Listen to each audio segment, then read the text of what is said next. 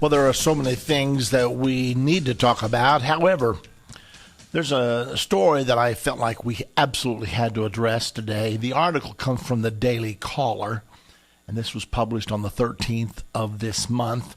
Obama offers UN climate agreement that doesn't need congressional approval. Now, let's do a little background. The people who want a one-world governmental system have been beating the drums for global warming for a long time. However, it seems like the more they scream global warming, the colder the weather gets. Consequently, it's sort of taking the steam out of their drive to make us believe that the planet is getting warmer. And they're saying, well, the ice caps are melting, the oceans are going to rise, it's going to wreak devastation upon the populated areas of our world, and on, but none of it's happening. As a matter of fact, the average temperatures have not gone up in the world for the last 16 years, and yet carbon emissions have gone up rather dramatically. Now, here's the theory. The theory says that when carbon emissions go up, that the temperature goes up, but it hasn't happened. Well, because global warming hasn't worked. Let me pause a moment. Why do they want this? It's not because they're worried about global warming. It's because they saw it as their key issue for the implementation of international law. This is the real goal, is to have a system of world law that all nations would have to bow the knee to. So their logic was, if the planet is endangered by global warming because as the temperatures rise, the oceans will rise, and a lot of bad things will happen. If that is true, then we've got to pass international law to stop it. Since we all breathe the same air, we all drink the same water, it doesn't stop at the borders. So we now need international solutions to international problems. Now, that's the theory. Because of that, they've been beating this drum of global warming to try to make us believe that it is happening. However, since the temperatures have not risen for the last 16 years, it's obvious that it's not happening. And enough people have now done their homework, checked into the history, pulled articles out from Time magazine back in 1975, threatening global cooling and a new ice age. Now then, 25 years later, they're flipping that story and they're threatening global warming. Well, since global warming has not cooperated, now they've changed their message again. This time they've changed their message to a heads I win, tails you lose issue. They say we're suffering from climate change. Really? So that means that if the climate changes, we have a problem, which means we have a problem every day because the climate changes every day.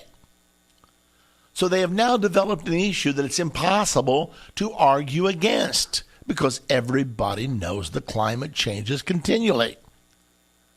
And so they keep saying climate change, climate change, climate change. It's like, you think we're a bunch of dunces, dummies, just because you say climate change? I mean, this is absolute stupidity that they even think that they could convince us. The problem is they are convincing some people. I mean, we're like sheeple. We believe these most ridiculous of things. Climate change. Well, of course the climate's going to change. I promise you the climate is going to change. And now they're saying, well, we're having more severe weather than ever before. Really? Says who? They say we're having more hurricanes than ever before, and yet we had some of the least hurricanes this year than we've ever had. Every time severe weather hits, and it always has hit, they trump this up as evidence of climate change. And therefore, we have to have these draconian international laws to control everything because they don't really care about climate change, but they do really care about control. And ultimately, they want to control you because they believe that they are the elite who know how the world is supposed to look. And therefore, everyone else should bow the knee to them because they think that they are smarter than the average individual and that they now have been educated in these high-sounding platitudes and that all of us should bow the knee to their superior intelligence. Now, that's really what's going on here. Okay. Well, Congress has not agreed with President Obama's drive toward climate change. First of all, of course, you know the Kyoto Treaty was first proposed in the early 90s. I think it actually came into being in 1997. Then many of the countries of the world adapted it. Of course, Europe is much further along toward social democracy than we are. And social democracy is really another term for socialism, and it tends to be less and less a democracy the more socialistic it gets, because socialism, by definition, is the control of the production means of a nation by the government, not by the people. It's the opposite of free enterprise. Socialism is governmental control, and free enterprise is freedom. That means no governmental control. Consequently, Europe has moved more and more toward a socialistic, totally controlled society, and many people in America want the United States to follow suit as a result. Okay, so they've tried to pass this Kyoto Treaty, but many people in America said, wait a minute, you're asking us to not use our coal anymore, to cut back on all kinds of things, to make things more expensive, to build our cars a different way, and on and on and on and on. And so some people said, no, we're doing fine. We're still breathing. We're still drinking our water. We're okay.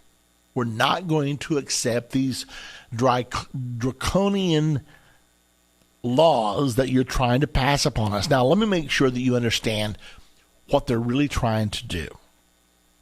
The goal is to pass carbon limits so that if any industry, ultimately any home, and finally any individual, if you exceed your allocated carbon emissions quota for the year, once you go over that, you have to buy carbon credits from someone in a third world country. They have no SUVs, they have no automobiles, they have no furnaces in their homes. Consequently, they don't use their carbon credits. So we will have to buy from them these carbon credits. They're pretty expensive. And this will achieve two things. It will cause us to tend to conserve because we don't want to have to buy carbon credits. And secondly, it will transfer money from the have nations to the have not nations. So it's a wonderful tool in the hands of the international Marxists that believe in wealth redistribution. So it's really an effort to finally implement the dream of Karl Marx in his Communist Manifesto that he wrote 150 or 160 years ago. Now, that's really what's going on right now. Most of the world is now socialist, and America is moving quickly in that direction. We made a huge leap in that direction by taking 20% of the health of the economy of the United States and putting that under the governmental control. They call it health care or Obamacare. They took over 20% of the nation's economy in one huge gulp. And they had to lie to do it. They told you would be able to keep your doctor and keep your policy, and they said it with a straight face.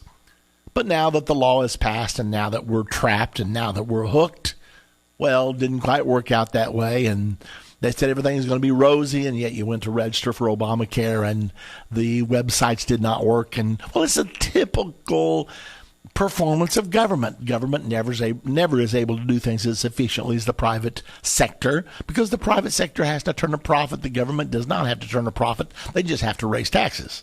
Anyway, the bottom line is this whole scheme of wealth redistribution by means of climate change, it's all an absolute hoax. Now, when politicians are asked, do you believe in climate change? you'll watch them begin to tap dance even if they don't believe in it, because the propaganda machine has now painted a picture of anyone who does not believe in climate change as sort of a dunce. They call it climate change denier. It's almost like a Holocaust denier.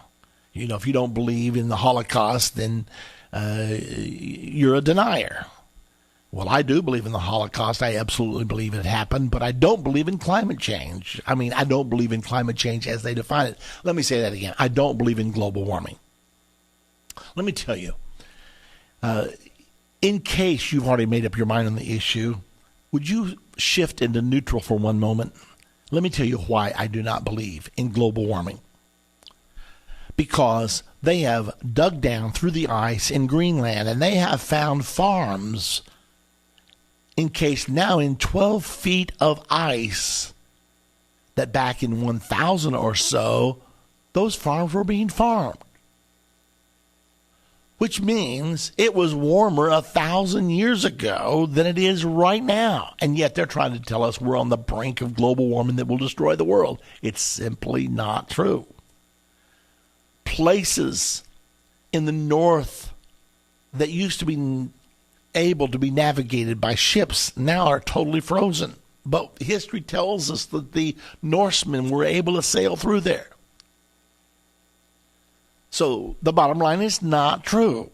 Like I said already, they're telling us it's global warming, and yet in the last 16 years, we've had no global warming at all. Now just use your brain for a minute. Flush the propaganda, okay? Think.